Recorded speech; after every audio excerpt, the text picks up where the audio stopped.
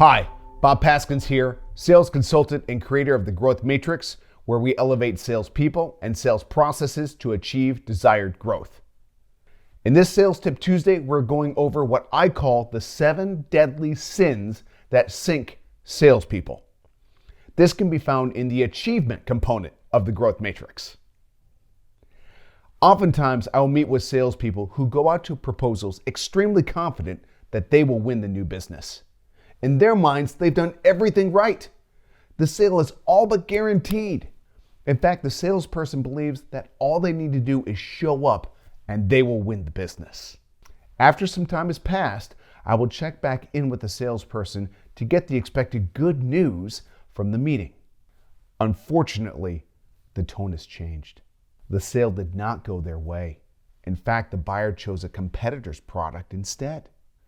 Typically, when this happens, I find that at least one of the following 7 items was overlooked. Because of that oversight, the deal was lost. So, let me present the 7 deadly sins that sink salespeople.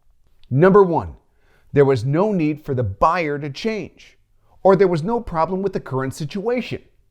If a problem or pain point can't be identified, there is little impetus for the buyer to move forward from the current state to a new solution.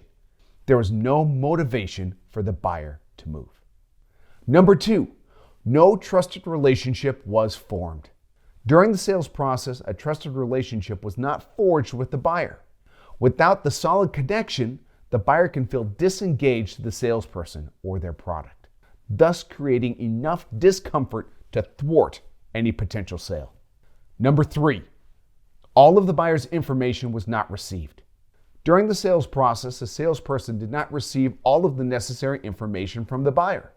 Missing vital pieces of information creates inaccurate proposals, incomplete solutions, and missed opportunities. Number 4, the market solution is not good for the buyer. Salespeople can fall into the trap thinking they know what's best for the buyer. So they shape the proposal around what they believe is the correct solution and not what the buyer was requesting. This is a dangerous game because if the buyer does not agree with the salesperson's reasoning, they will reject what the salesperson is offering. Number 5, additional competitors were unknown. During the sales process, the subject of competitive bidders was not approached. The salesperson pridefully believed that they were the only option.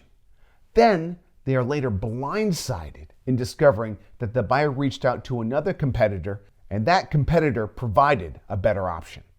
Number 6, not all of the buyers are known until it's too late. Oftentimes, the individual who is doing the initial legwork is not the final decision maker. Rather, the initial individual is tasked with solely providing and obtaining information. The buyer is actually someone else, or a group of other people. Then when it comes to the final presentation, salespeople can be caught unaware by not knowing all of the buyers and not forming relationships with them. Number 7, a pathway to victory is not discussed. The salesperson, say, provides a solid proposal, but does not instruct the buyer on the next necessary steps forward. As silly as this sounds, this happens more frequently than it should. The buyer may like the proposal, but they are confused or uninformed of what happens next. So a very winnable deal is left to rot because the salesperson did not provide a pathway to complete the final sale. Here's a sales tip. Beware of the 7 deadly sins that sink salespeople. Address all of them. In fact, do it early in the sales process.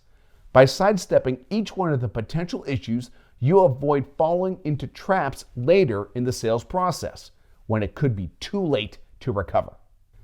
If you or your company would like more information on my sales consulting services or would like a free 30-minute consultation, feel free to reach out to me through my website at bobpaskins.com.